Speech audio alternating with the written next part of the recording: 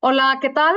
Sean todas y todos bienvenidos a este conversatorio en relación a los retos y perspectivas del derecho agrario mexicano. Para mí es un gusto, es un honor poder presentar a dos personas cuya trayectoria habla por sí mismas y que además son un referente en el ámbito de derecho agrario. Me refiero a la doctora Imelda Carlos Basulto y al doctor José Alfredo Ramírez Ignoret. El día de hoy vamos a hablar, ¿no? En relación a estos retos principales, en relación a una materia que es una materia que ha sido olvidada por nuestro país, aun cuando quienes son los protagonistas de la misma fueron una parte imprescindible para el reconocimiento de lo que ahora conocemos como derechos sociales, es decir, esta justicia social que a muchas y a muchos de los campesinos en nuestro país pues no les ha llegado, ¿no? En esta misma lógica, tengo el gusto de presentar a la doctora Imelda Carlos Basurto, quien es licenciada en Derecho, con estudios de especialidad en Derecho Social, maestra en Derecho y con grado de doctora en Derecho por la Universidad Nacional Autónoma de México.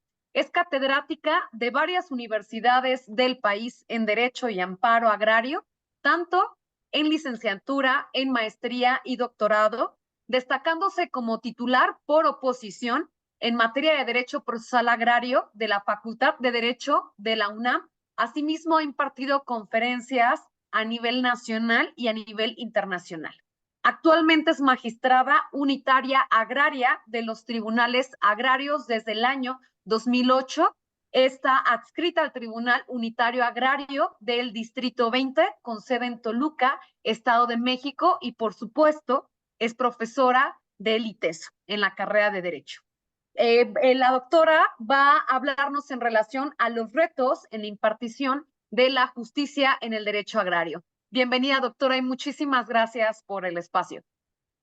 Al contrario, agradezco este espacio tan importante del ITESO, esta preocupación por el departamento para visibilizar la importancia del derecho agrario. Creo que eventos como estos abonan a que le demos el lugar que debiera merecer nuestra materia dentro de la enseñanza del derecho, dentro de nuestra plantilla de las escuelas. Sabemos que hay algunas escuelas, algunas universidades que la tienen como una materia optativa o que simplemente no la tienen.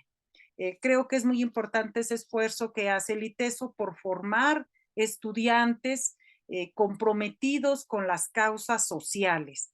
Y justamente esta materia, la materia de derecho agrario, permite que los alumnos tengan justamente este perfil de sabedores y conocedores del derecho, porque sin duda en su vida laboral, con independencia a la rama o a la área en el que ellos se desempeñen, seguramente van a encontrarse con alguna problemática relacionada con el campo.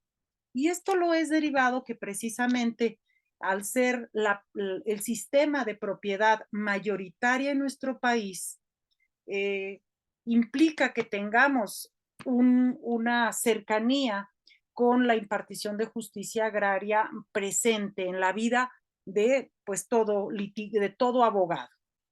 Sabemos que la propiedad social en nuestro país representa poco más del 51%. Supera, por supuesto, esta propiedad social a la pequeña propiedad o propiedad privada o incluso también a la propiedad pública. Si usted me permite, doctora, voy a compartirles pantalla justamente para que nos auxilie a visibilizar algunos aspectos relacionados con la impartición de la justicia.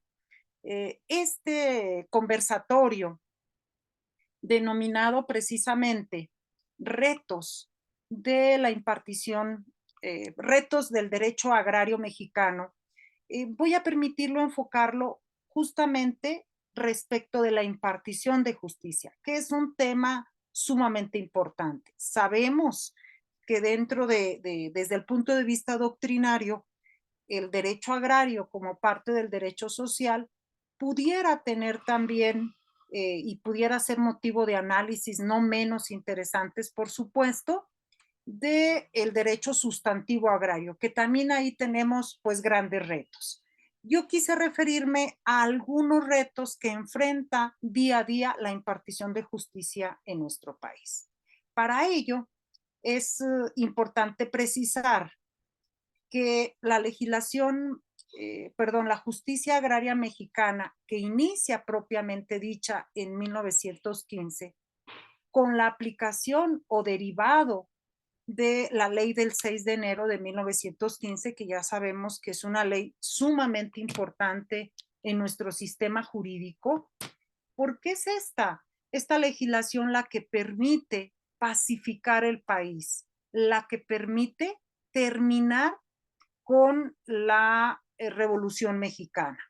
Fue un instrumento, su nacimiento se debe o se utiliza como un instrumento de pacificación. Pero es a partir de esta ley de 1915 que tenemos en nuestro país nuevas acciones agrarias, entre las que podemos destacar, por supuesto, la acción de dotación de ejido y del reconocimiento de comunidades. E inclusive también pudiéramos agregarle la acción de restitución de tierras.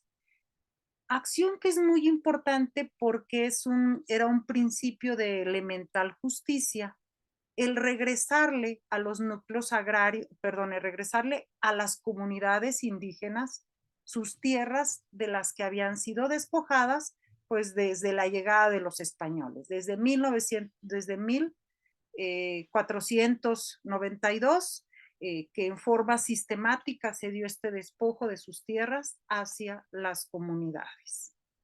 También tenemos, y así lo crea esta ley del 6 de enero de 1915, autoridades que van a conocer y resolver asuntos agrarios, los asuntos que se les plantean, porque recordemos que antes de esta fecha no tenemos autoridades que resuelvan únicamente la problemática agraria, sino que eran los juzgados civiles bajo la perspectiva de estricto derecho, de derecho privado, quienes resolvían los conflictos de tierras de las comunidades, de los propietarios, etcétera. Y es a partir de esta ley que se van a crear autoridades que únicamente van a conocer de la materia agraria con mayor sensibilidad social. Además, tenemos también un nuevo procedimiento agrario. Derivado de que existen nuevas acciones, se va a crear un procedimiento totalmente diferente hasta ese momento. Tenemos también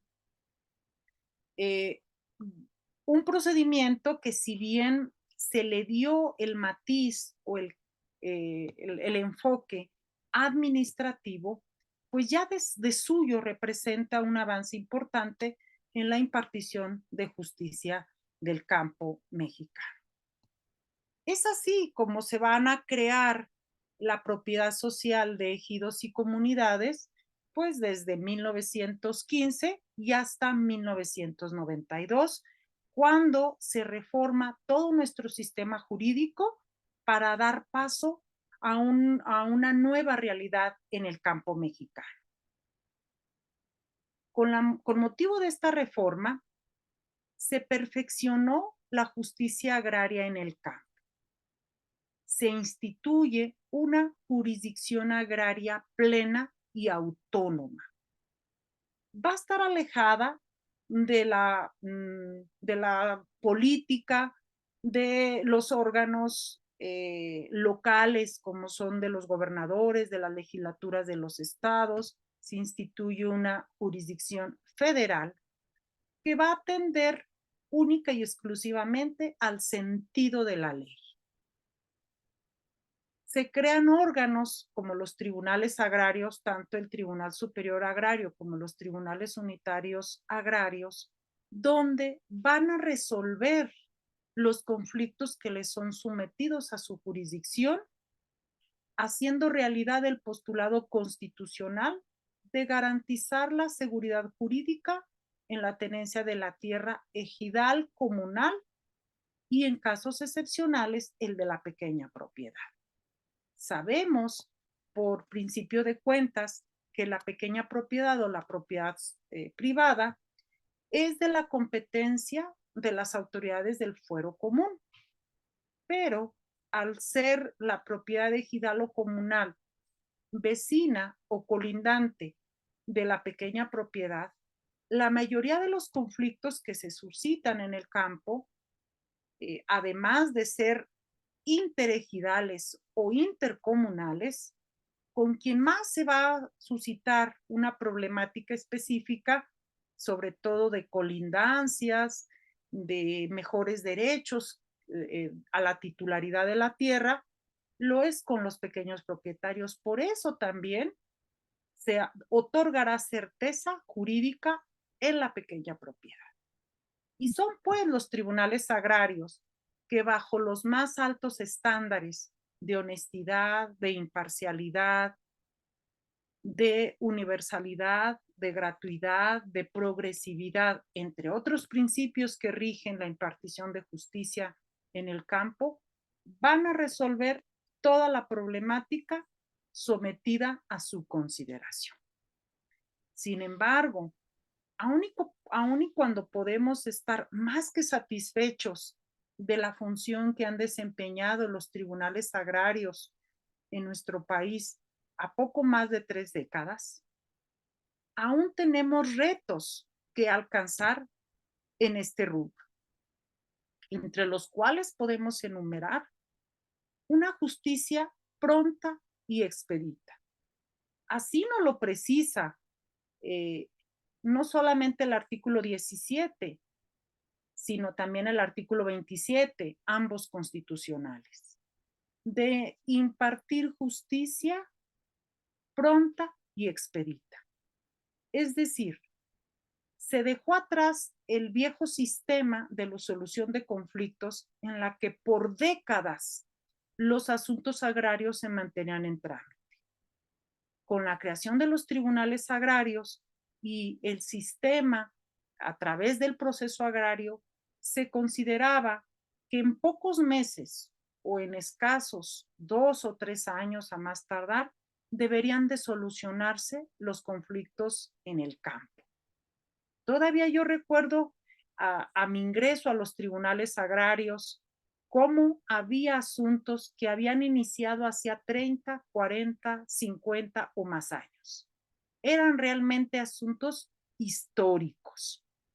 Inclusive hemos comentado en clase cómo las controversias en el campo se heredaban de generación en generación. No se heredaban los derechos necesariamente, no siempre se heredaba la tierra, muchas ocasiones se heredaban los litigios. Y con el nuevo sistema de impartición de justicia a partir de 1992 se consideró que este escenario debería de terminar.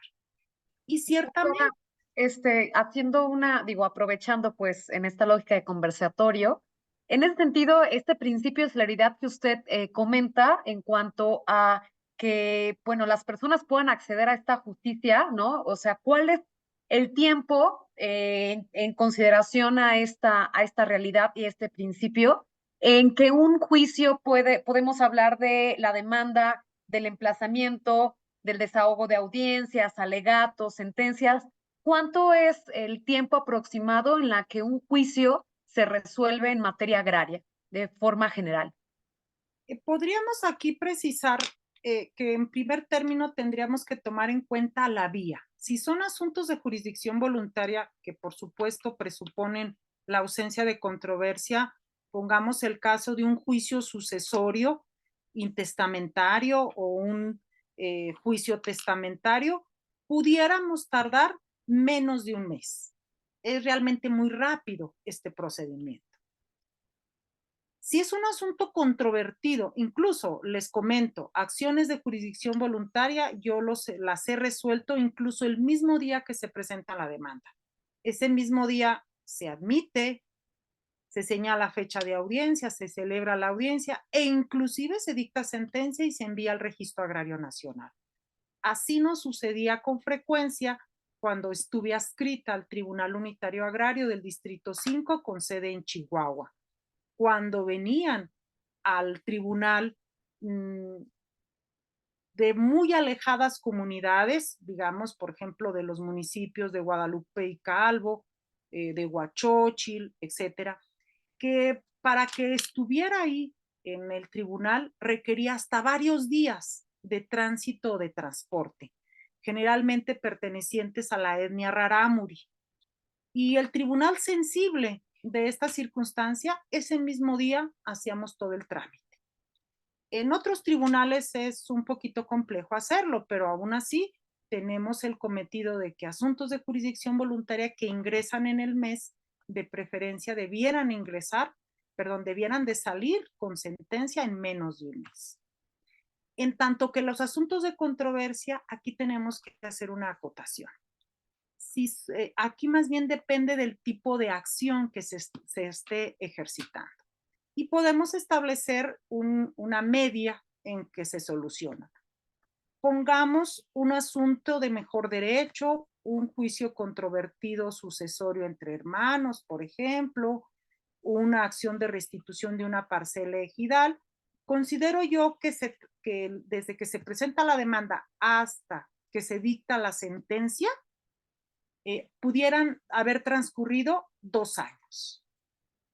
Si es impugnado vía amparo, que generalmente lo es, tenemos un alto índice de impugnación en la materia agraria, afortunadamente. Digo, la impugnación en el amparo, la promoción del amparo directo, es algo muy positivo en la materia agraria. Si es que se promueve el amparo, los tribunales colegiados tardan aproximadamente en resolver este tipo de asuntos en 8, 10 meses o en un año. Así que al cabo de 3 años pudiéramos tener una sentencia firme y definitiva. En tanto que si es un asunto de controversia real, de restitución de tierras hacia un núcleo de población, pudiera tardar en promedio 15 años o a veces un poco más. ¿Por qué? Son asuntos de integración compleja. La prueba pericial nos lleva a veces 2 o 3 años en desahogarse únicamente esta prueba. Vamos a hablar más adelante cómo influye la legislación procesal que actualmente está vigente, influye en el alargamiento del proceso y además es un asunto, el asunto de restitución de tierras donde procede el recurso de revisión. El Tribunal Superior pudiera tardarse de 8 a 10 veces en resolver un asunto y luego promoverse juicio de amparo en contra de ellos. Si se revoca la sentencia, tendríamos que cumplimentar este recurso de revisión y pudiera llevarnos también 1 o 2 años. Así que para tener una sentencia firme y definitiva pudieran transcurrir incluso hasta 15 años. ¿Sí? Aquí pues depende de la complejidad del asunto, de lo litigado que esté el mismo, para considerar la media en la solución del conflicto. Estos 15 años, incluso estos 3 años, consideramos que es, es muy considerable. Debieran ser menos el tiempo en que se soluciona un conflicto. Ya sabemos que los litigios largos implican muchos gastos para el justiciable, de acudir a la sede del tribunal, de contratar un abogado y luego revocar ese y contratar otro, etcétera. Para los mismos tribunales agrarios representa una problemática importante el alto número de asuntos. Tenemos el cometido implícito los tribunales agrarios de que el mismo número de asuntos que entre en un mes tiene que salir en ese mes ese mismo número de asuntos. Les comento, actualmente el Tribunal Unitario Agrario al que me encuentro adscrita, el Tribunal 24, es el tribunal que más demandas recibe y por supuesto también más promociones recibe al año. En el año 2023, el tribunal a mi cargo recibió 2,066 asuntos. Es decir, en promedio estamos recibiendo casi 250 demandas al mes. Es un alto número de asuntos para un tribunal que labora con tan poco personal. Únicamente labora en promedio en todos los tribunales agrarios 25 personas en total. Es decir, somos tribunales en cuanto a personal se refiere muy pequeños. Si en cambio en cuanto a los asuntos pudieran ser muy numerosos. Actualmente el tribunal en el que laboro tiene en trámite al 29 de febrero 1,603 asuntos en trámite.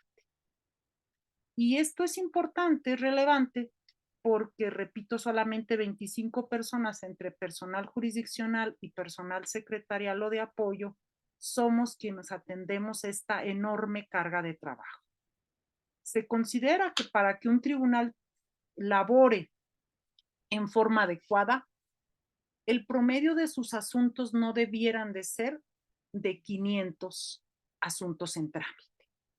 Y habemos tribunales que tenemos lo que representaría la carga de trabajo hasta de 2 o de 3 tribunales más.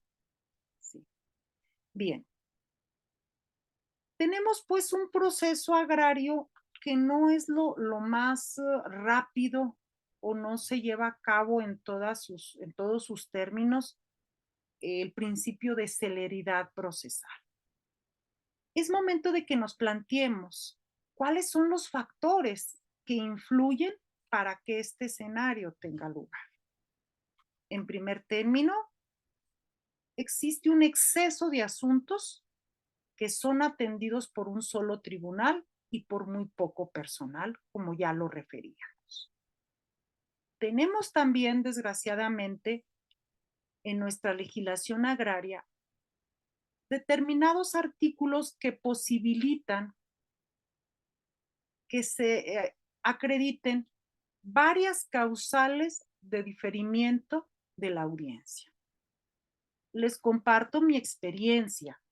En uno de los asuntos que se tramitaron en el Tribunal Agrario de Chihuahua, abrimos la audiencia de ley después de 2 años.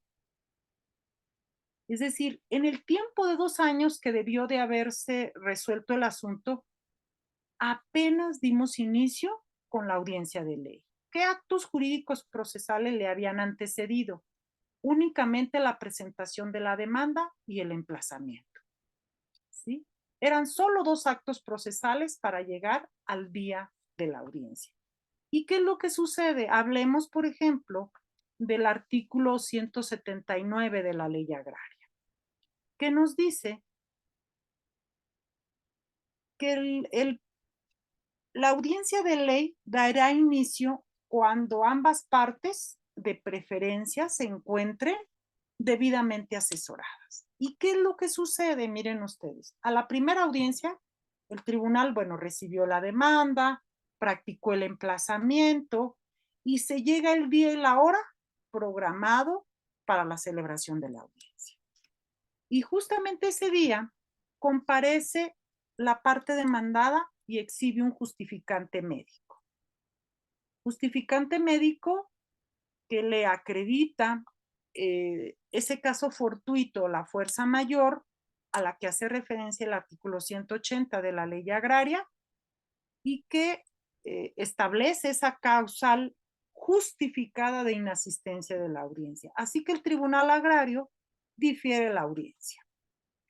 Nuestros diferimientos de audiencia, cuidamos dentro de los tribunales agrarios que no pase tanto tiempo entre una diligencia y otra, precisamente en aras del principio de celeridad procesal. Y señalamos una fecha de audiencia en no más de 1 mes y medio, 2 meses máximo, lo cual implica un esfuerzo muy importante para los tribunales agrarios porque conlleva que celebremos muchas audiencias diariamente. En el tribunal a mi cargo celebramos de 15 a 18 hasta 20 audiencias diariamente. Sí, es un esfuerzo titánico que realizan todos mis compañeros para que justamente nuestra agenda no se nos vaya a varios meses. Pero ahí tenemos un primer diferimiento. El día que señalamos para que se celebre la audiencia, comparece la parte demandada sin abogado. Aplicamos lo que refiere el artículo 179, es decir, le pedimos al abogado de la Procuraduría Agraria que se apersone para que asuma la asesoría jurídica de la parte demandada, se apersona, pide pide el término de ley de 5 días para conocer el asunto y el tribunal nuevamente difiere la audiencia. A la siguiente fecha de audiencia es posible que no comparezca el asesor jurídico de la parte actora. Muchas ocasiones nos dicen, bueno, es que tenía otra audiencia en materia penal, es que tenía otra audiencia en el civil y por eso no pudo venir. Aplicamos nuevamente lo que nos refiere el artículo 179 y diferimos nuevamente la audiencia. En la siguiente audiencia comparece la parte actora, comparece la parte demandada, pero la parte actora no acude, de manera tal que le imponemos una multa conforme al artículo 183 de la ley agraria y no señalamos fecha de audiencia hasta que haya pagado esa multa. Se paga la multa, que tiene 4 meses para que se pague la multa. Si no se paga la multa, bueno, pues archivamos el expediente por caducidad. Pero hay en algunas ocasiones que un día antes de que caduque el asunto, después de 4 meses, presentan el pago de la multa y señalamos nueva fecha de audiencia y volvemos a emplazar, porque así no lo establece nuestro artículo 184 de la ley agraria. Y bueno, a la siguiente audiencia puede hacer que ninguna de las partes acuda. Y eso nos lo dice el artículo 184 de la ley agraria, que nos dice si ninguna de las partes acude, no se celebrará la audiencia y hasta que la parte actora nuevamente lo pida. Y puedo seguirles narrando todas estas circunstancias y ya por lo menos llevamos 7, 8 diferimientos de audiencia y la audiencia de ley no se celebra y ya transcurrieron 1 año, 2 años, hasta 3 años, pudieran pasar incluso más. Magistrada, entonces, en esta lógica, en las primeras etapas es donde surgen a través de la interposición de estos medios que difieren las audiencias y implica, pues, ¿no? Ese tipo de acciones, que el proceso se difiera, esté alargándose, ¿no? Y por supuesto afecta este principio de celeridad. En esta lógica, magistrada, si estas son las áreas de oportunidad, ¿dónde entra, por ejemplo, esta parte de la amigable composición, de la mediación, ¿no? O sea, ¿cuáles son en todo caso las propuestas o usted dentro de su experiencia ha identificado cuáles formas o cuáles mejores prácticas pudieran adoptarse o reformas para los efectos de brindarle pues esta celeridad que representa un juicio agrario? Porque por supuesto que tiene un costo social, ¿no? Un costo social muy importante. ¿Cuáles son esas estrategias o estas áreas que usted considera pudieran incidir en el mejoramiento de la justicia social? Ciertamente necesitamos una nueva legislación. Recordemos que nuestra ley agraria que fue expedida el 6 de enero de 1992 prácticamente ha permanecido intocada en todos los aspectos desde esa fecha. Ya estamos a más de 30 años y necesitamos una nueva reforma. Tenemos una nueva realidad procesal y necesitamos una legislación agraria que evite todos estos diferimientos y que alargue innecesariamente el proceso. Eso es en primer término. Por otra parte, ciertamente, una vez que se abre la audiencia de ley, es decir, que están presentes ambas partes, debidamente asesoradas, en aplicación de este principio de conciliación en cualquier momento procesal, los tribunales agrarios exhortamos a la amigable composición.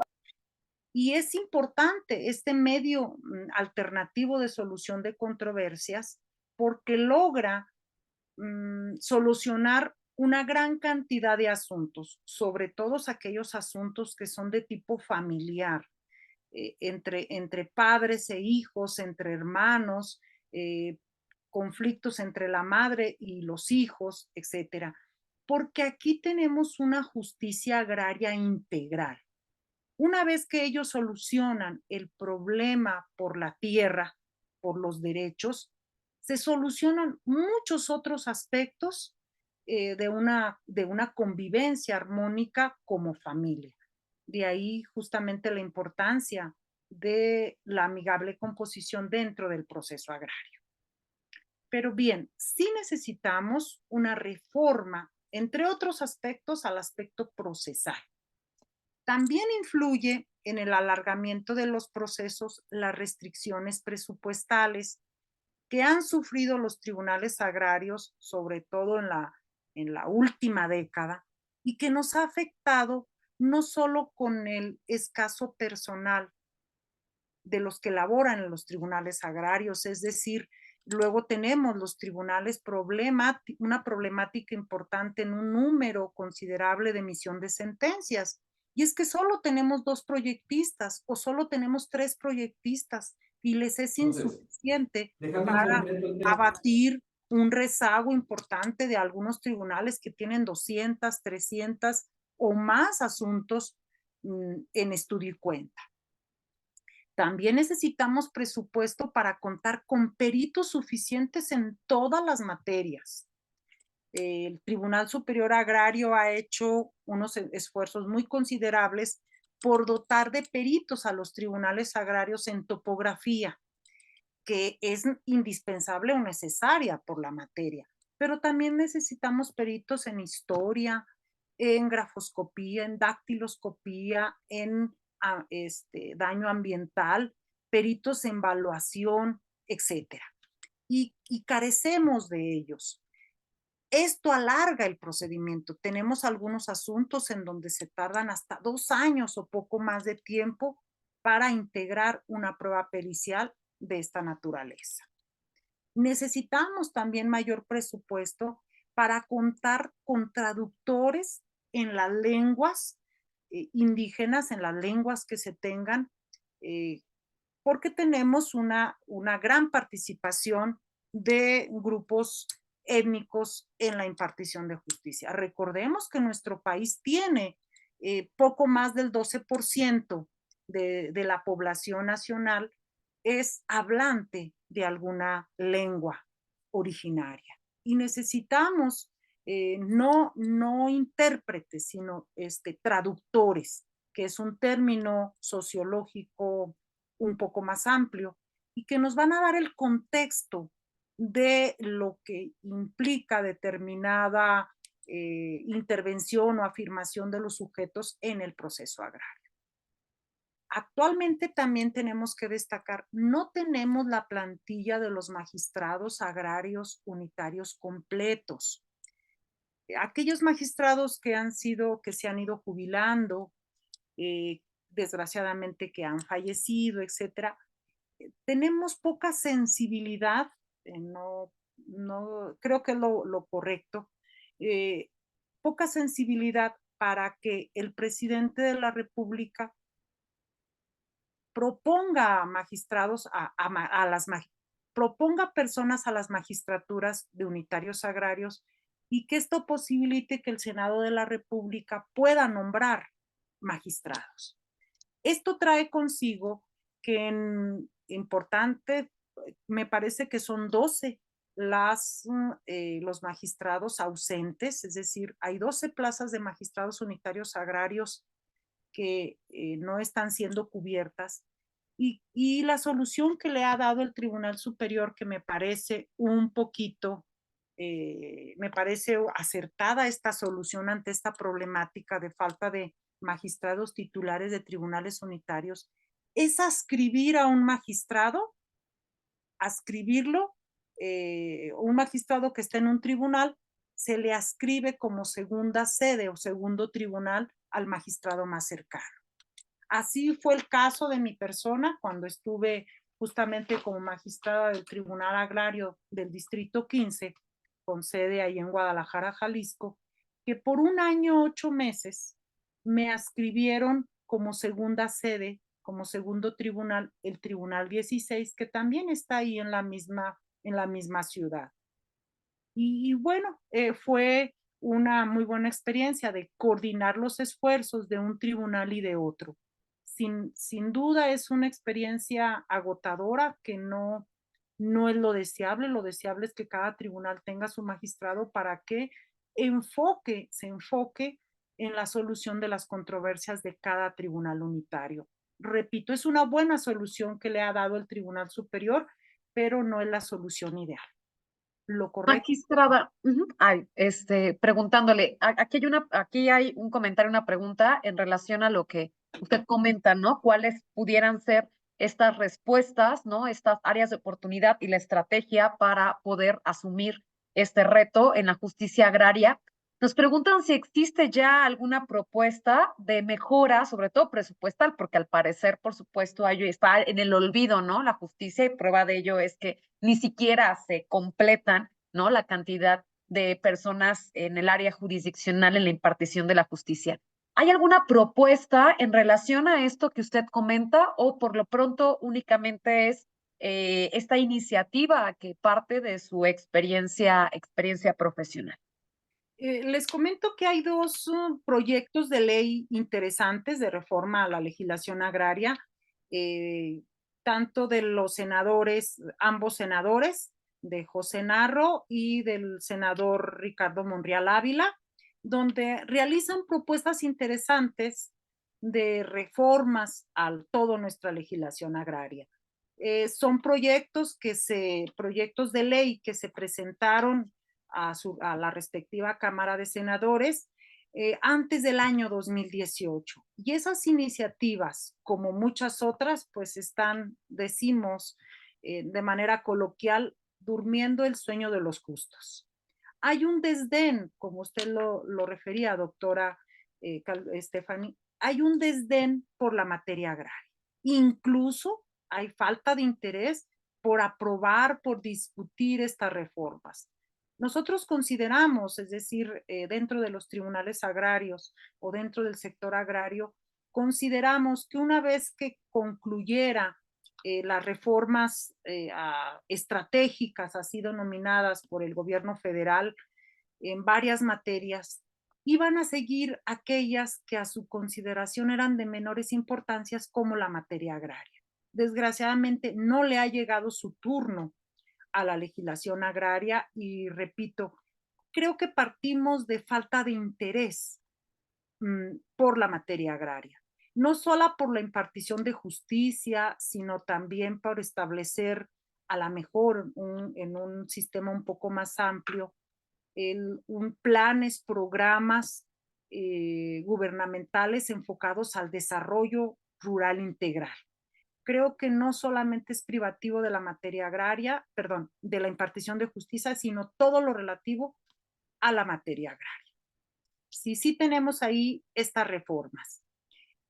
Hay también acciones muy positivas por parte del Tribunal Superior donde le ha pedido al presidente de la República que proponga magistrados, que se complete la plantilla de los magistrados agrarios.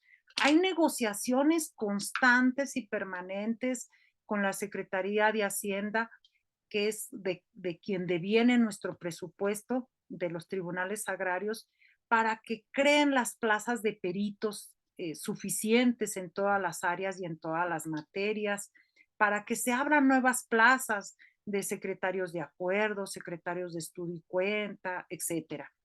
Simplemente nos encontramos con la negativa de una ampliación de nuestro presupuesto, los tribunales agrarios, argumentando justamente algunos proyectos de prioridad nacional, ¿sí?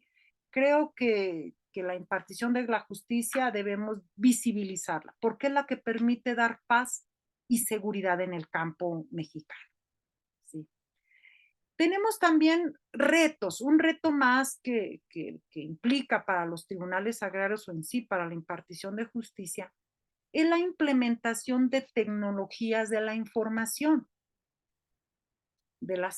Tenemos importantes avances derivados precisamente del COVID-19, donde el Tribunal Superior Agrario tuvo a bien emitir lineamientos como el Acuerdo 14/2021, relativo al uso de los medios electrónicos en el desahogo de las audiencias, de notificaciones, de comunicaciones entre autoridades o de los tribunales agrarios, que posibilitaron tener un marco jurídico para realizar algunas audiencias, algunos segmentos de la audiencia, llevar audiencias por videoconferencia, practicar notificaciones por WhatsApp, por correo electrónico, incluso hasta por vía telefónica. Sin embargo, sí es también importante referir que aún nos queda un largo camino por recorrer en esta materia.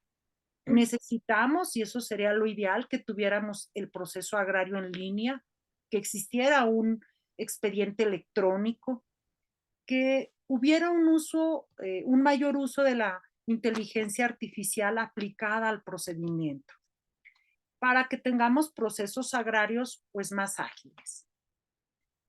De manera tal que también depende del presupuesto, creo que el Tribunal Superior ha hecho esfuerzos muy importantes para tratar justamente con el presupuesto que se tiene, hacer lo más posible. Y creo que se ha logrado pero necesitamos nuevos sistemas de innovación en aplicación de las tecnologías de la información. Quisiera, por último, y por cuestión de tiempo, visibilizar la importancia de la impartición de la justicia agraria, como ya lo habíamos referido, porque la solución de los conflictos en el campo son de la mayor relevancia, porque propicia la paz social y contribuye a la seguridad alimentaria. Por ello, contar con un presupuesto mayor permitiría tener instalaciones más dignas de los tribunales agrarios, acorde con las necesidades de las personas adultas mayores que acuden diariamente a los tribunales agrarios. Contar con personal suficiente y capacitado. El Tribunal Superior ha hecho un esfuerzo casi sobrehumano, sobreinstitucional, para, con los pocos recursos que se tienen, capacitar al personal de los tribunales agrarios.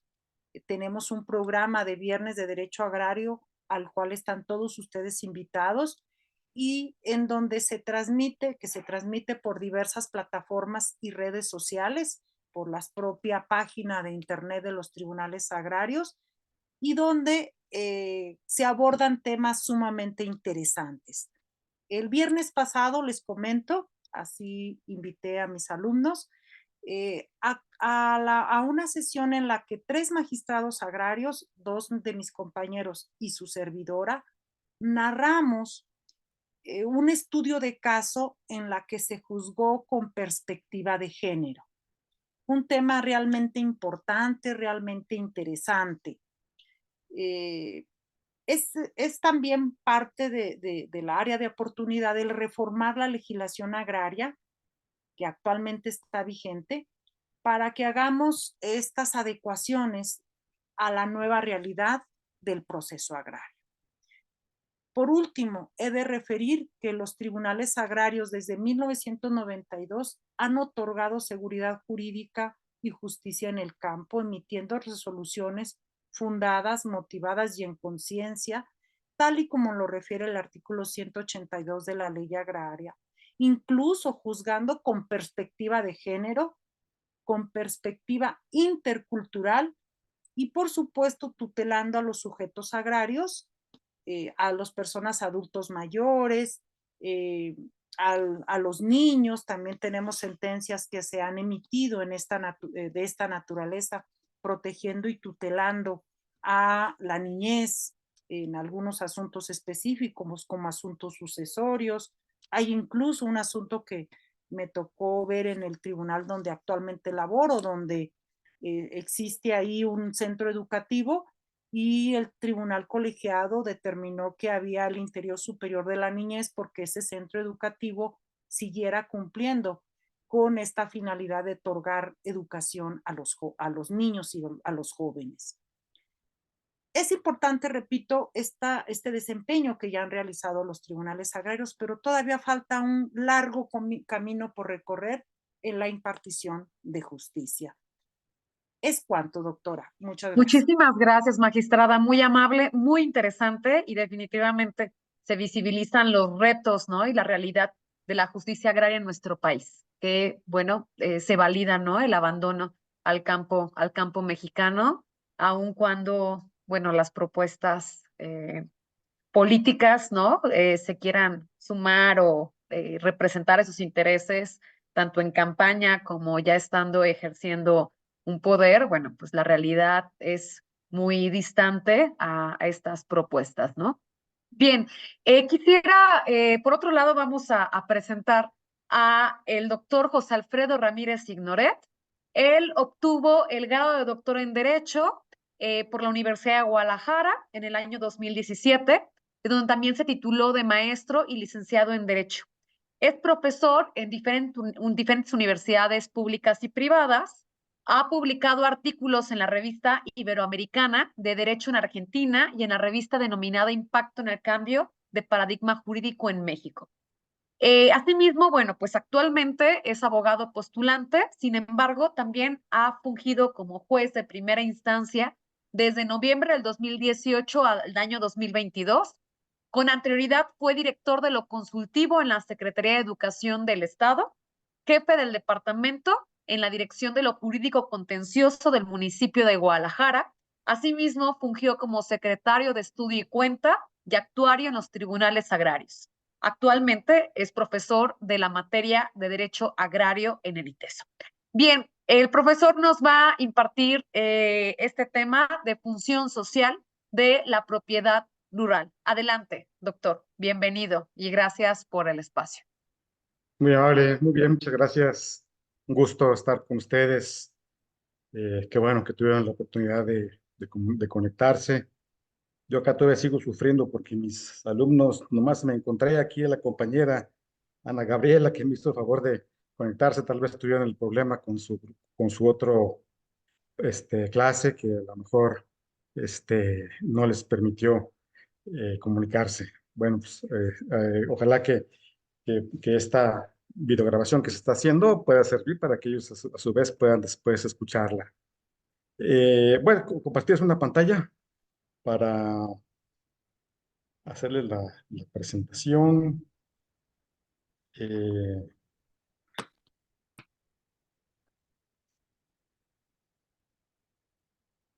Espero que sí se pueda visualizar. Miren, el tema que yo elegí para presentarles en esta ocasión se denomina la función social de la propiedad rural, que tiene por objeto pues analizar un concepto que puede decirse que ya es antiguo, se puede decir que, que ya no está tan presente en nuestro, pues, en la práctica del derecho actual. Eh, pero es que a la fecha, ya después de 32 años de la reforma del año de 1992, que es la más reciente o la que nos ocupa hoy en día más su estudio, aunque definitivamente tenemos que tener el dominio también de todas las reformas anteriores, desde 1917 hasta la fecha. Incluso desde 1915 ya tenemos nuestra primera ley agraria.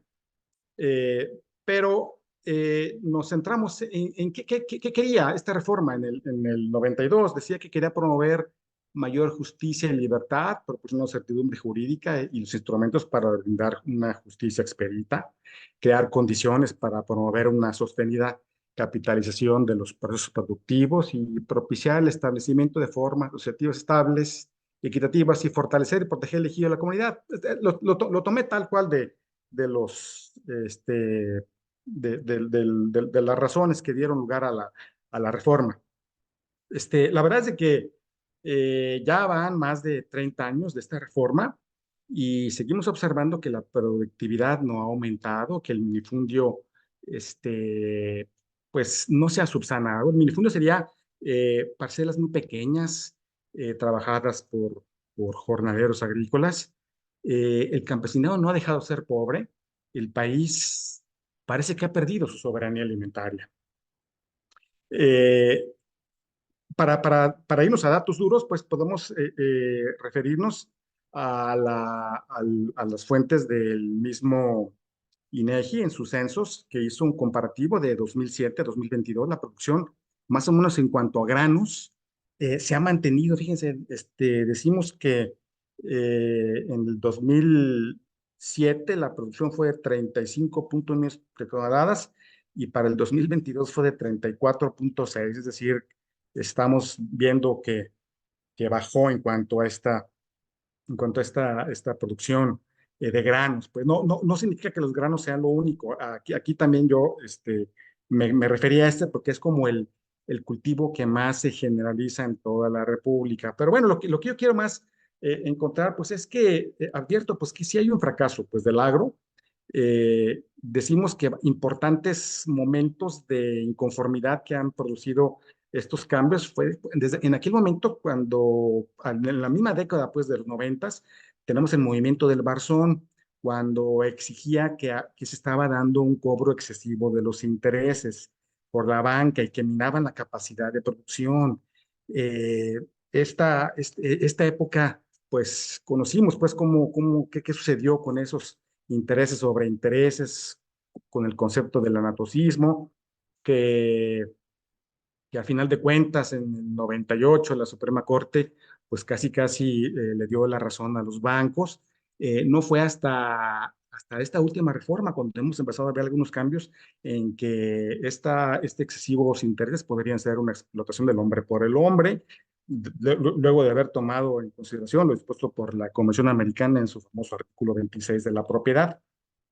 Pero otro momento que encontramos fue uno cuando se denominaba el campo no aguanta más y que esto buscó que se recibieran apoyos directos del Estado que de manera secuencial se han estado dando y que se han vuelto ya un apoyo que aunque a lo mejor algunos estiman que no es suficiente, siguen pues recibiéndolo. Últimamente tenemos el aspecto que también muchos nos han estado diciendo, al menos ya desde que decimos que existe un calentamiento global y que se amenaza esto con crisis agroalimentarias. Entonces, esto podríamos también empezar a tomar en consideración como aspectos que están trastocando el fracaso del campo. En lo individual, pues podemos decir que se ha alcanzado certeza jurídica, como ahorita lo vimos. El hecho de que los tribunales agrarios hayan cambiado ese sistema que teníamos anteriormente, donde los órganos que resolvían, pues no eran 100% jurisdiccionales, sino que habría una combinación del sector del Poder Ejecutivo, principalmente desde su elección, de su nombramiento, de hasta la decisión más política que jurídica, encontrábamos, bueno, pues esto se puede decir que sí fue un logro. También lo podemos encontrar en la certeza jurídica con todo ese gran trabajo que se llevó a cabo de la delimitación, destino y asignación de tierras, que fue toda la medición de las tierras.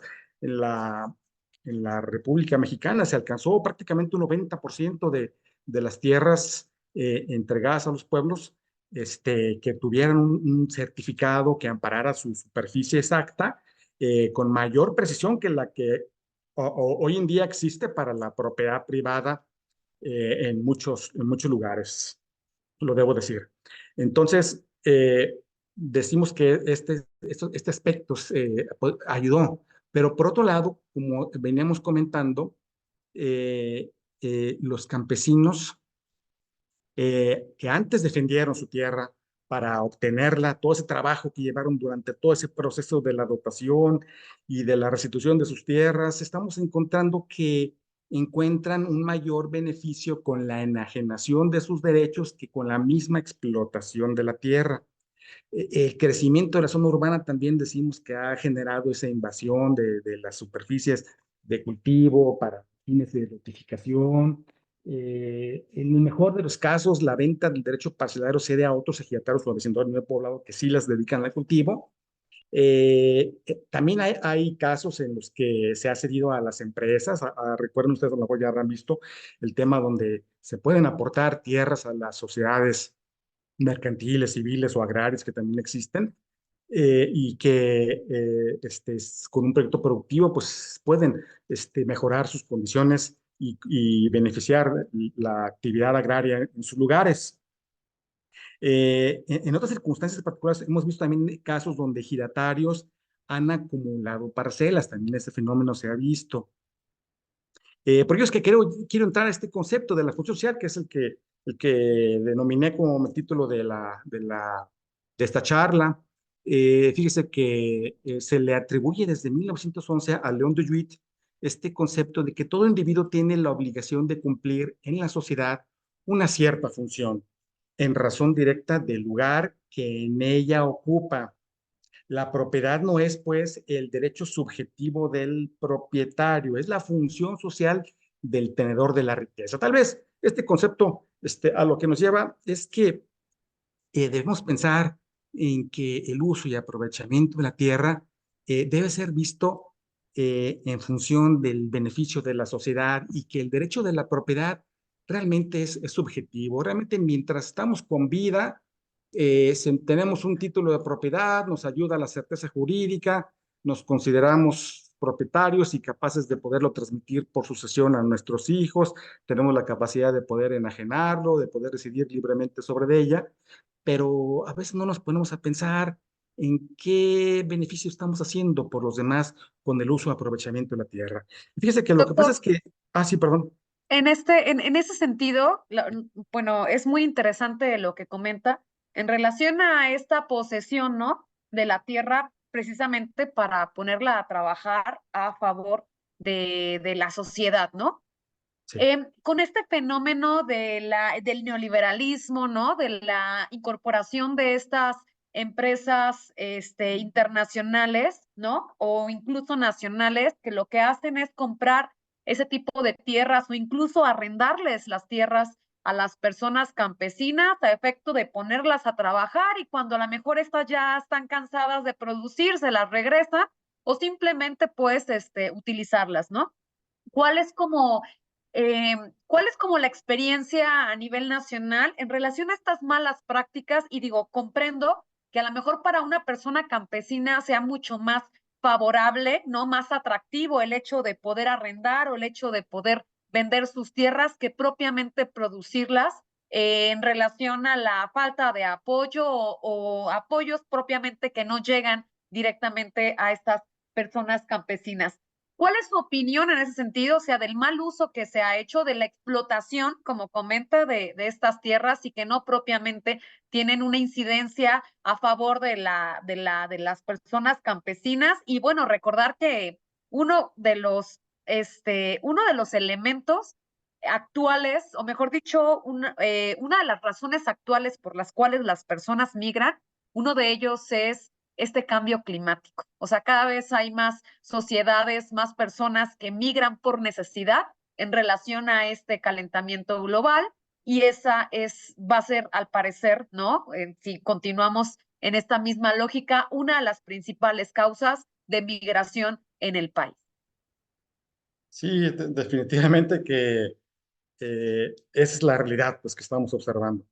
El uso este, de sobreexplotación en el territorio y en los suelos, el endurecimiento de los suelos, el, el daño a los ecosistemas que se están ocasionando con estas prácticas, que definitivamente todas ellas aunadas a la problemática medioambiental, en donde el calentamiento global está, que debe incluso preverse qué hacerse en esas circunstancias, y de cómo mitigarlo, cómo resolverlo.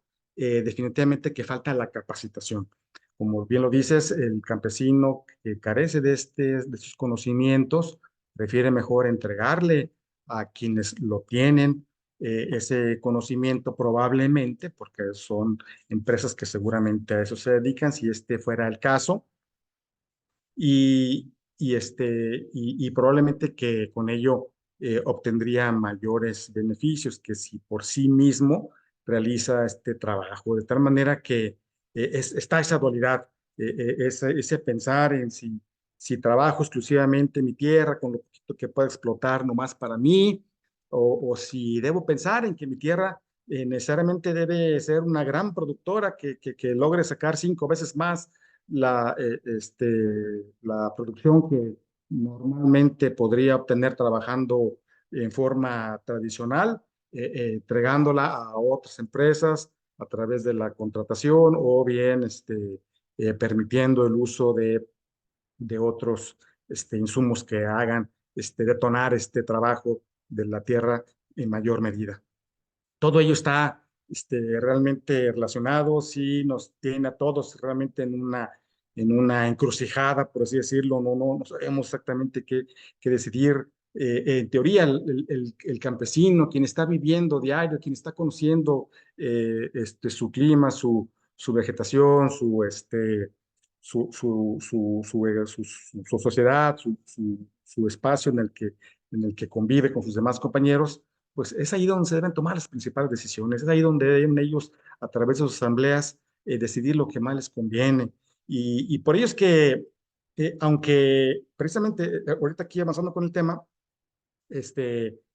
podríamos pensar en que tal vez la individualización es lo que la norma agraria estaba buscando. Aquí, por ejemplo, estamos diciendo, la norma estaba buscando privilegiar al individuo, generándole un derecho, incluso la posibilidad de poder disponer libremente su tierra y hasta adoptar el dominio pleno sobre su superficie.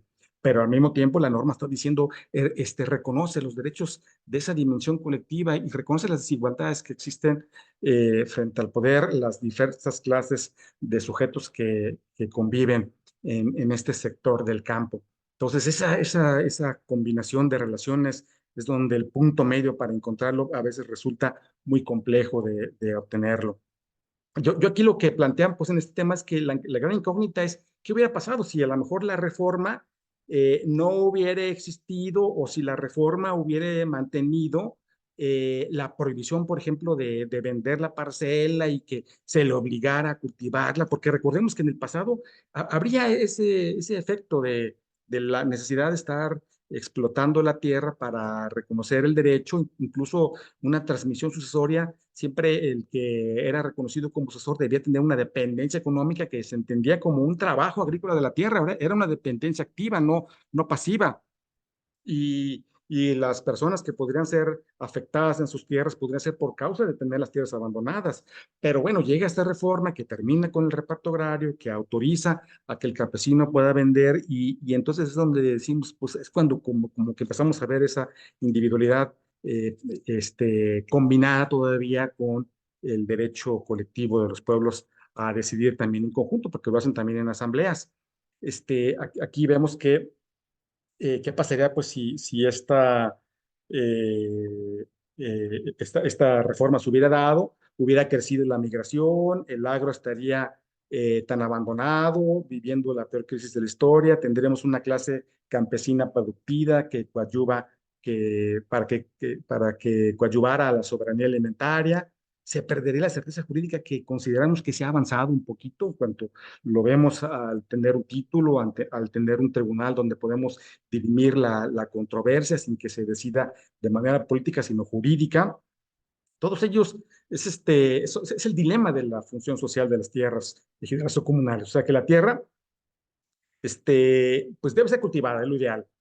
Pero dice aquí que no es una obligación establecida en la ley actual, o sea, no está ahí ya previsto como una sanción para que no seas reconocido, no está previsto tal vez para el efecto de que por prescripción se te reconozca el derecho a la titularidad de una tierra, pues sí, tendrás que demostrar al menos la posesión durante esos 5 años de buena fe o 10 de mala fe, y se entiende pues que lo ideal sería tenerla en explotación agrícola. Por ello es que es importante reflexionar si la crisis del agro es necesario imponer obligaciones al trabajo bajo el esquema anterior o en un nuevo esquema, que Doctor, es ahí donde entonces, sí, usted apuesta a la prohibición de las ventas de las tierras agrarias para poder incidir en el desarrollo y en la legitimación de las tenencias a cargo de las personas campesinas? La verdad es que las prohibiciones siempre han sido eh, algo que es así como cuando queremos obligar a alguien a que no haga determinada acción, parece como que si se incentivara más. Eh, y que, porque en el pasado, aun cuando estaba la prohibición, había un procedimiento que se denominaba de privación de derechos agrarios y nuevas adjudicaciones, en donde prácticamente lo único que se hacía era, en lugar de reconocer a los poseedores actuales, trabajadores de la tierra, como consecuencia de aquellos que habían abandonado el cultivo, realmente lo que se estaba ahí regularizando era una compraventa subyacente que se había dado y que estaba prohibida por la norma y que el derecho agrario la declaraba nula, inexistente el acto, que si acaso ya la jurisprudencia llegó a decir, pues lo más que puede suceder es que se restituya mutuamente lo que se hayan entregado, pero es nula, es inexistente para mí ese acto de transmisión durante todo el periodo anterior al 92.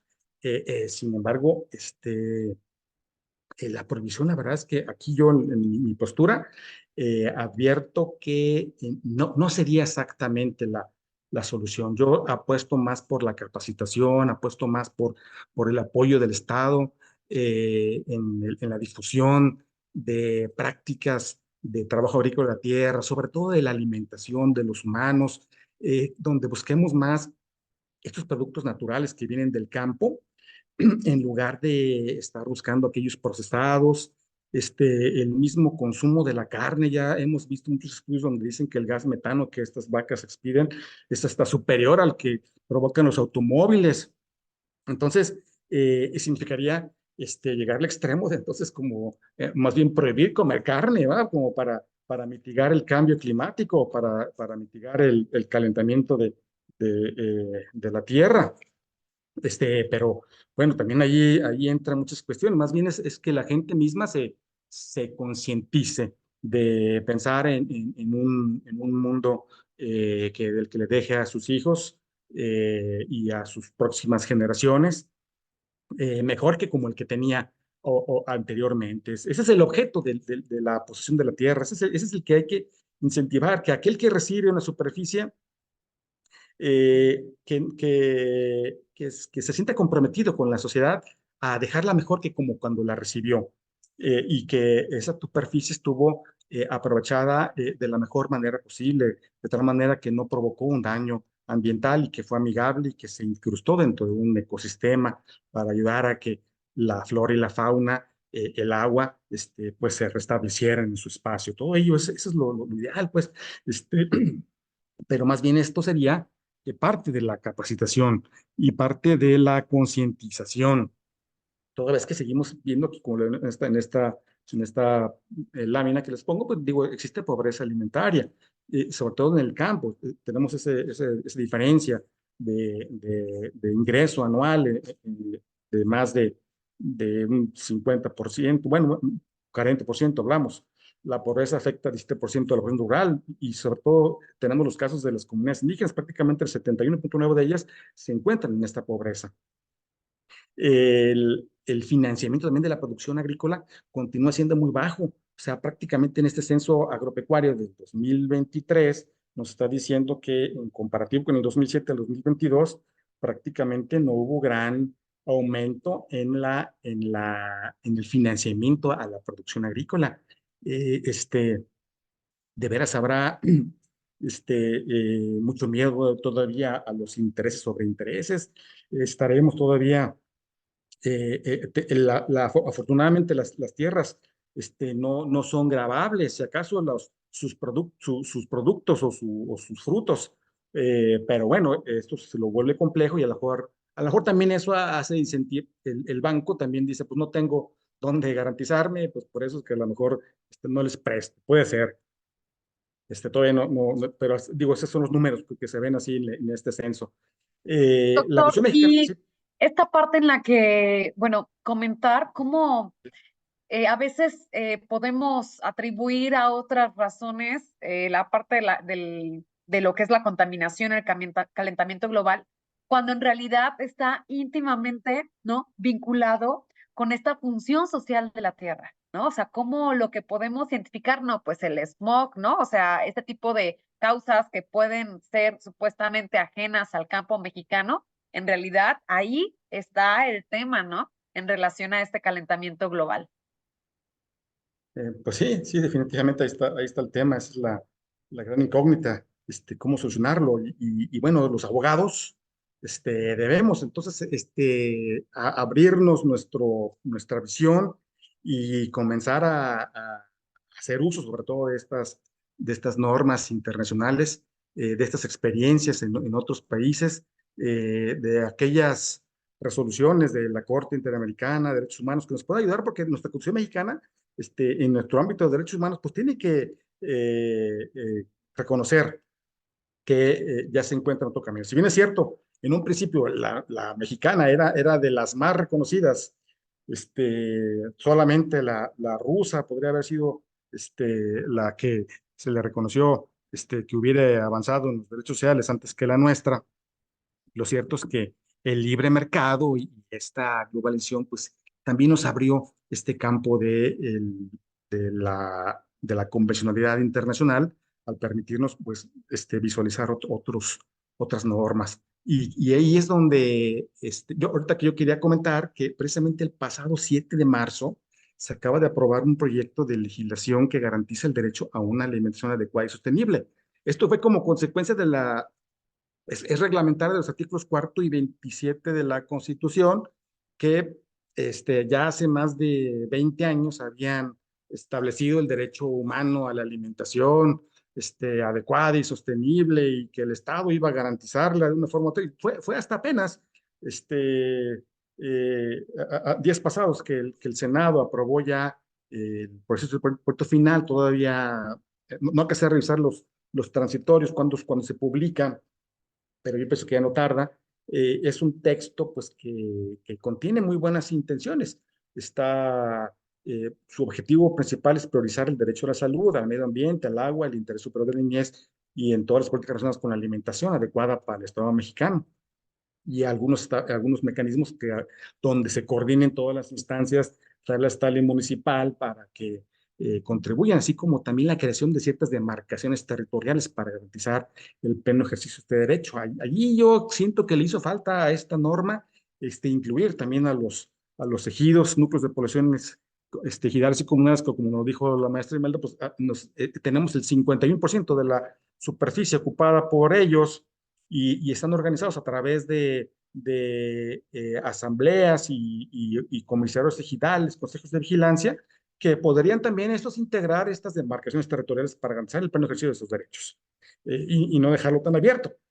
Pero bueno, ahí entonces empezaríamos pues, precisamente los agraristas a tratar de imponer nuestros principios para que se atribuyera. Esta norma establece un principio de producción alimentaria y ahí habla de que todas las personas tienen derecho de contar con condiciones apropiadas para la producción de alimentos y participar en el desarrollo rural integral y sustentable en las comunidades. Ya nos remite a la Ley de Desarrollo Sustentable.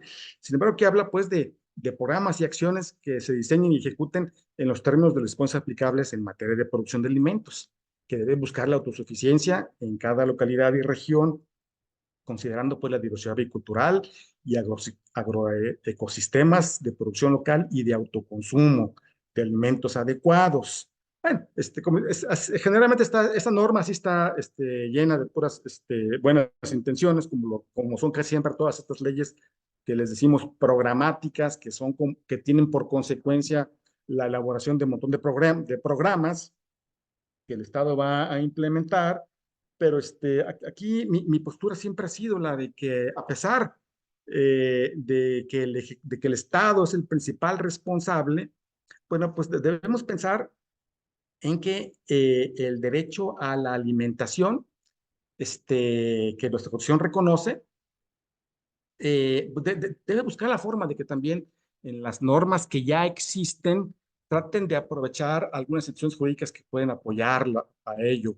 Por ejemplo, está prevista una unidad agrícola industrial para la mujer, una parcela escolar, tenemos sociedades rurales y todas estas instituciones que están ahí en la ley agraria, que ya quedaron ahí casi en un artículo, ahí todos ahí acomodados. Bueno, sociedades rurales sí tiene un capítulo especial, pero también nomás con no más de 10 artículos, nos remite a la Ley General de Sociedades Mercantiles, para poder completar todo aquello que no dijo el legislador. Pero a lo que voy yo es que, y que estas instituciones jurídicas que en el pasado sí tenían un poquito más de fuerza, que tenían un poco más de regulación y que el Estado estaba continuamente exigiendo. No había ningún ejido que no tuviera una parcela escolar reconocida y dentro de las mejores, las más cercanas al asentamiento humano, de las de mejor calidad, donde se pusieran en práctica los conocimientos que los campesinos adquirían y que se replicara hacia todos los demás. Y de tal manera que pues hace que la que se volvamos pues un poquito al pasado para reconstruir lo que hoy en día podemos hacer, como decimos, ver ese foco intercultural que consiste en reconocer la coexistencia pues, de diversas culturas en nuestro país, a lo largo y ancho de toda la República Mexicana, lo reconocemos y que esto incluye dos dimensiones, como la distribución del poder en la toma de decisiones, recordar que las comunidades tendrían esa autonomía para decidirlos de acuerdo con sus prioridades de desarrollo y control de sus vidas, y un nivel de reconocimiento de sus diferencias culturales sin que ello sea motivo de exclusión o discriminación. También la exclusión y la discriminación son motivo de medios de defensa que también hay que conocer. Equidad de género. El censo agropecuario también de este 2023 está diciendo que se disminuyó la participación de las mujeres y yo veo cada rato programas que dicen que lo que es lo contrario, que ahora sí, que el empoderamiento de la mujer campesina y que estamos apoyando, pero números duros, pues así sale en este censo del 2022, el último que está publicado. Conclusiones, pues, para decir, este paradigma garantista no debe quedarse nada más en el Estado. Yo entiendo que debe extenderse hacia los particulares para lograr una eficacia horizontal de ese derecho de alimentación, que no es exclusivo del Estado a través de sus programas sociales. La función social de la propiedad debe considerar que su titularidad se perfecciona por estar en actividad agraria de manera funcional con la colectividad. Entonces, este aspecto yo sigo insistiendo en que sí es válido todavía seguirlo reconociendo. Yo recuerdo que en una ocasión, por más que implementaba yo este reconocimiento de la función social de la propiedad, era un caso de un campesino, un ejidatario, un campesino, perdón, que se quedó pues en su tierra, trabajando en la superficie, mientras que sus padres y sus hermanos se habían ido a los Estados Unidos de América y que prácticamente ni quieren venir, ni quieren regresar, y que no obstante que por más que los notificábamos, hicimos todos los trámites para que fueran llamados al procedimiento, nunca se aparecieron, por más que pedíamos que se considerara pues el derecho de este campesino a que siendo él el único que se habría quedado a trabajar las tierras, pues se le reconociera ese derecho de preferencia. No, como el testamento se había hecho antes de que fuera reconocido como ejidatario la difunta, pues no le dieron valor y entonces, porque hasta había un testamento que lo reconocía como sucesor, pero sin embargo, colegiado, cuando yo me acuerdo que le planteaba todos estos argumentos, me dijo, no, esos argumentos del abogado se quedaron en la reforma agraria, así como que dio a entender que estoy en el pasado, pero no se trata tampoco de pensar que el pasado es malo, debemos pensar más bien en que el derecho debe evolucionar, que debe perfeccionarse y debe ser para beneficio de todos. La exigibilidad del derecho a la alimentación es posible de manera directa o indirecta, por medio de acciones judiciales, individuales o colectivas, en contra del Estado, en virtud de la obligación de facilitar y hacer efectivo el derecho a la alimentación adecuada de los grupos vulnerables, sobre todo en situaciones de riesgo, como también en contra de los particulares, respecto a los derechos civiles y políticos, dentro del que se encuentra la propiedad individual o colectiva, que debe cumplir una función social, el cual alcanza hasta las relaciones contractuales. También ahí es donde habría que tomar en cuenta. Entonces, hablo yo pues de una situación pues transversal, que podría a lo mejor ser ya ya poco aceptada, sobre todo con eh, decimos, con este neoliberalismo, con esta visión individualista, pero que sin embargo los números siguen demostrando que no se ha dado el beneficio esperado que consideraríamos que debió haber se dado como consecuencia de que entra, yo siento así como en un libre mercado, o sea, en virtud de esa oferta y demanda, seguramente que el campesino se pondría las pilas y a fuerzas tendría que hacer trabajar su superficie para que entonces lograra beneficiar. Sin embargo, sigue prefiriendo mejor la enajenación, sigue pensando en que a lo mejor un tercero, la contratación que está permitida en la norma, pueda ser la solución. Sin embargo, bueno, pues yo lo que trato pues simplemente con esta opinión, con esta tesis de la que yo he estado, incluso fue la que, con la que sostuve yo mi examen doctoral, que influya un poco, que trate de cambiar un poco la perspectiva. Espero que con esta nueva ley que garantiza la alimentación adecuada y, y sostenible, eh, logremos encontrar algunas normas que se relacionen también con el derecho a la titularidad de la tierra y que no nos enfrasquemos tanto en seguir exclusivamente lo que el marco normativo nos permita, puesto que estamos ya contrarreloj ante este cambio climático que definitivamente pues requiere de tomar acciones todos los días y estamos siempre tarde cuando cuando ya nos lo comentaron, cuando ya alguien lo descubrió, cuando alguien ya nos lo informó. Es cuanto, maestra. Muchísimas gracias, muchas gracias por su exposición y la presentación de esta problemática y por supuesto desde una visión propositiva, ¿no? Le agradecemos mucho, doctor. Quiero abrir el micrófono para ver si alguien tuviera alguna pregunta en relación a estos dos temas expuestos. ¿Alguien que quiera preguntar? Podemos comenzar con Diego García. ¿Tiene una pregunta? Diego García de Quevedo. A ver.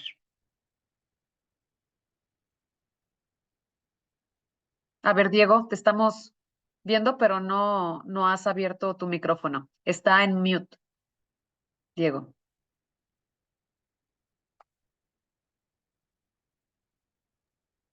Perdón, no podía prender el micrófono. Adelante. De respecto a la pregunta que puse en el chat, Ujú. es que escuché que, digo, la maestra mencionó que o sea, ella proponía como el hecho de implementar el juicio agrario pues en línea, vía línea. Mi pregunta es, desconozco la relación que tenga por lo general, o sea, las poblaciones de un ejido con el Servicio de Administración Tributaria. No sé qué tanto complicaría el tema de una firma electrónica, el hecho de tener que, pues, firmar todo lo que se haga en línea, ¿no? Al respecto, he de comentarles que sin duda las poblaciones rurales pudieran tener ciertas limitaciones de acceso a Internet. Hay poblaciones muy alejadas donde no se tiene cobertura y de ningún sistema de comunicación. Esto sería un impedimento material, que no es en la mayoría de los casos. Sí sería, si implementamos un sistema ligado al SAT, es decir, una e-firma, sí se le complicaría al campesino porque sabemos que este sistema no es fácil. Tendrían que acercarse en primer lugar a la propia autoridad y ya eso representaría una dificultad. Más bien aquí la solución es un sistema muy similar al sistema que maneja el CICE o el Poder Judicial Federal. Un sistema diseñado que permita la, eh, una firma electrónica reconocible o apta exclusivamente para los tribunales agrarios. Se tendría que diseñar un programa Aún así, tendríamos la dificultad del acceso al Internet. Pero bueno, quizás, y lo hemos visto así, lo hemos considerado así, el tema de las audiencias por videoconferencia, muchas ocasiones no es posible accesar desde sus comunidades, pero sí desde las cabeceras municipales, que sin duda van a estar más cerca que lo que está la sede del tribunal. Con mucha frecuencia, estas audiencias de videoconferencia las celebramos en las oficinas que ocupa la Procuraduría Agraria. Hay un convenio de los tribunales agrarios con la Procuraduría Agraria para que puedan facilitar un espacio físico, incluso hasta equipo de cómputo si es necesario, con independencia de que el asunto lo litigue algún abogado particular, para que sea ahí en las oficinas de la Procuraduría Agraria donde se celebre la videoconferencia. Lo mismo pudiera ser que se extendiera este convenio, se me ocurre en este momento, creo que sería una buena propuesta, que la Procuraduría Agraria auxiliara o apoyara al justiciable dentro de todas las funciones que tiene, que son muy amplias, las que le otorga la ley, para apoyar a los campesinos incluso en esta asesoría técnica y que pudieran enviar demandas vía electrónica, pudieran incluso recibirse emplazamientos o notificaciones ahí en las oficinas de la Procuraduría Agraria. Incluso nuestra propia ley agraria lo establece, así lo vamos a ver dentro de nuestro curso, cómo puede señalarse como domicilio procesal para oír notificaciones en la presidencia municipal, ¿sí? Porque por virtud de los primeros artículos de la ley agraria, me parece que es el tercero o el cuarto de la ley agraria, deben las autoridades municipales, estatales y federales prestar todas las facilidades para la impartición de justicia. Y creo que al marco de ese tenor pudiera darse estos elementos. Muchísimas gracias por la respuesta y por la pregunta. Diego, ¿hay alguien más que quisiera preguntar? ¿No? Yo Bueno, quisiera, ajá, yo adelante, quisiera adelante. aquí abundar en esta respuesta. También en mi experiencia, cuando estaba como juez de control en Corotlán, nos correspondían los municipios precisamente del norte del estado de Jalisco, y también teníamos ese problema, que queríamos citar al imputado o a la víctima, que podrían ser pertenecientes a alguna de las comunidades wixárikas, incluso con su intérprete, girando oficios al Instituto de Lenguas Indígenas, el INALI, o a ver quién nos proporcionaba, y nos complicábamos demasiado la vida, y resultaba que para ellos ya era muy normal, las videoconferencias. Ya tenían unos centros, precisamente pues comunitarios, en donde tenían el internet, a su alcance, para poderse comunicar con sus familiares o con quienes quisieran, y hasta el pobre notificador que le sufrió para llegar allá, después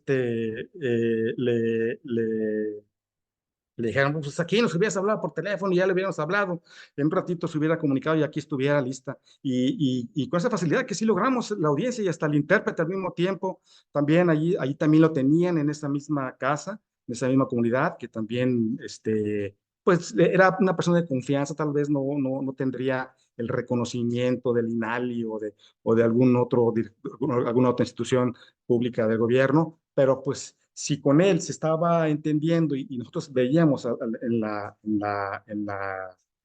pantalla que se estaba comunicando a la persona, bueno, pues lo damos por válido, dejábamos grabado el audio y video, y con ello, así como estamos ahorita aquí videograbando también esta charla, también que nos quedaba el desahogo de la audiencia, y prácticamente se puede decir que ya hay muchísimas herramientas que pueden facilitar el que podamos llevar a cabo estas audiencias de manera virtual, que definitivamente ya la presencialidad es prácticamente algo que se está quedando en el pasado y que yo estoy seguro de que muy pronto ya hasta va a haber otras tecnologías que van a hacernos hasta tener aquí el holograma de la persona casi casi explicándonos Ok. lo que sucedió, un perito que nos explique de manera muy técnica y va a facilitar esto bastante.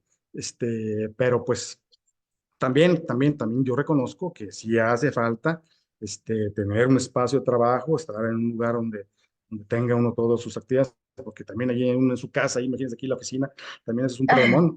Y también igualmente los alumnos también requieren Sí. también ir al aula, también requieren el espacio que para tal se diseñó.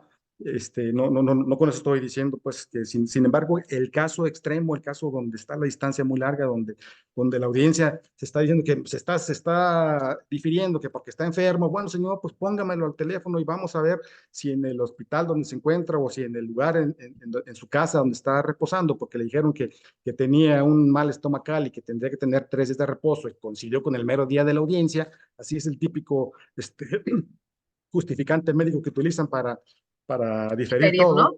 Sí. Entonces, bueno, pues vamos viendo que ahí se tenga la persona en videoconferencia, en el mismo tribunal, tener lo factible para hacerlo bueno, pues sí requiere también un presupuesto que el Estado sí le asigne correctamente a los tribunales, que desafortunadamente en materia agraria sí están muy abandonados. Yo lo veo, lo comparo pues se ocupa a lo mejor que haya un interés internacional como lo hubo cuando el TEMEC exigió La que reforma la laboral, ¿no? justicia laboral sí se Claro. hicieran, pues llegaron los recursos especialmente para ese fin y qué bueno que gran parte se utilizó para eso, porque también a veces también ahí ni siquiera, pero suponiendo que así fueran los recursos que llegaron desde el extranjero para aplicarlo en la materia agraria, seguramente sí, otra situación cantaría, sobre todo si estamos en esa situación del cambio climático, de la necesidad de asegurar los alimentos